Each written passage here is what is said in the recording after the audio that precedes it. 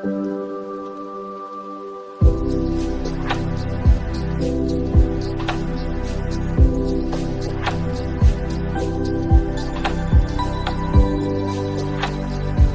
Morning সবাইকে। তোমরা সবাই কেমন আছো? আমরা তো ভালোই আছি, আশা করছি তোমরাও ভালো আছো। অনেক দিন পরে আজকে আবার একটি ভ্লগ শেয়ার করছি।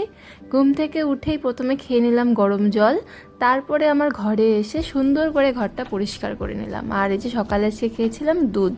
চলো আর কি দেখা যাক কি করা যায়। তুমি দুষ্টুমি করতেছো কেন? হ্যাঁ, হ্যালো, দুষ্টুমি করতেছো কেন? তুমি দুষ্টুমি কেন করছো? বুবলু পাখিতে ছোনা মনোটা, ছোনাটা কই ঘন্টা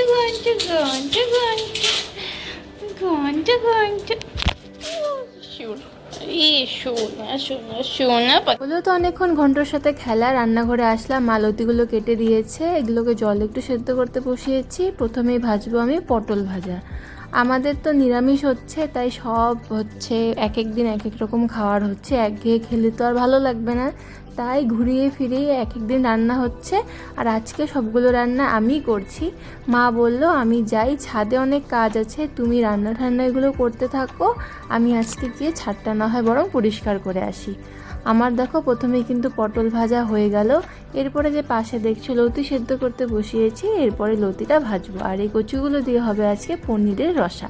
এরপরে আমি লতি ভাজতে বসিয়ে দিলাম। আজকে নর্মালি লতি ভাজা হবে, ওই শুকনো লঙ্কা কালো জিরা দিয়ে। আমি তো ভাজতে বসিয়ে দিলাম, এটাও হতে থাকুক। হতে খুব একটা বেশি সময় লাগবে না, কারণ এটা একটু ভাপিয়ে নেওয়া হয়েছে। আর আমি যে পনিরের রসা বানাবো তার জন্য কিন্তু মশলা এখন বেটে নিচ্ছি। মিক্সার আছে, কিন্তু মিক্সারে না মশলা খুব একটা ভালো হয় না, আর মানে প্লেন হয় না, আর না রান্না করলে সেগুলো দিয়ে খেতেও ভালো লাগে না, তাই আমাদের এই শিলনোড়াতেই বাটা হয়। প্রথমে পনিরগুলো আমি ভেজে নিলাম, এরপর পনিরের ঝোলটা করে নেব। নর্মাল সিম্পলি ঝোল বানাবো, অত না গ্রেভি ট্রেভি বানাবো না, যেহেতু প্রচণ্ড গরম পড়েছে। এখন এত গরমে যত সিম্পল হালকা খাবার খাওয়া যায় ততই কিন্তু ভালো। এদিকে ভাতও বসিয়েছিলাম, আর পাশে কিন্তু ওই পনির দিয়ে মানে কচুর যে রসা সেটাও বসিয়েছি। আমার কিন্তু ভাত হয়েও গেছে, আর এখন ভাত উপর করে নিচ্ছিলাম। প্রথমে তো আমি ভাত উপরই করতে পারতাম না, এখন কিন্তু দেখো শিখেও গেছি। আর আমার এদিকে পনিরও হয়ে গেছে। এবার আর কি আমি রান্নাঘরটা পরিষ্কার করে নিই। আজকের মতো কাজকর্ম এখানেই শেষ। চলো, এখনকার মতো তো রান্না ঠান্না শেষ। আজকে তো নিরামিষ, আজকে বললে না, আমাদের পুরোটা শ্রাবণ মাসে নিরামিষ খাওয়া হবে, তাই নিরামিষই হচ্ছে। আর রান্না ঠান্না তো হয়ে গেল, এখন যাবো ছাদে। মা করে ছাদ পরিষ্কার, যাই দেখি কি করে, তারপরে এসে স্নান করবো, তারপরে খাওয়া দাওয়া। চলো ছাদে। ছাদে আজকে এসে দেখি একখানা গোলাপ ফুল ফুটেছে, পুরোপুরি ফোটেনি।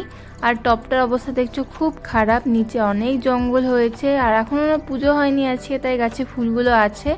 আর এই গাছটাতে দেখছি ভালোই দিন দিন ফুল দিয়ে যাচ্ছে, বেশ ভালো। মা যেহেতু সার টার দেয়, আর প্রচণ্ড রোদে না গাছদের কষ্ট হয়। আর এই ফুলগুলোও কিন্তু অনেকগুলো ফুটেছে, ভেবেছি আরও লাগাবো এই গাছগুলো।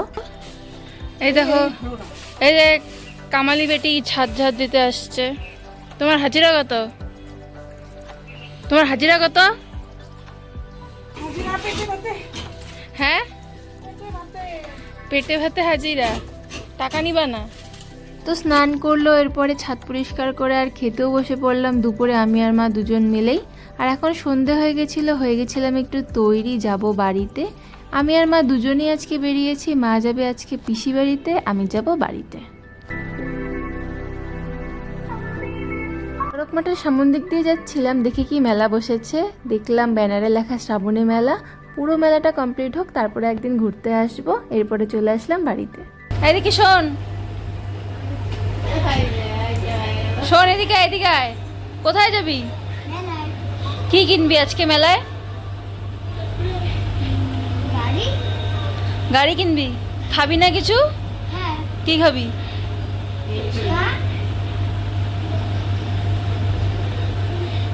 গেছে, বুইলা গেছে, মনে নেই।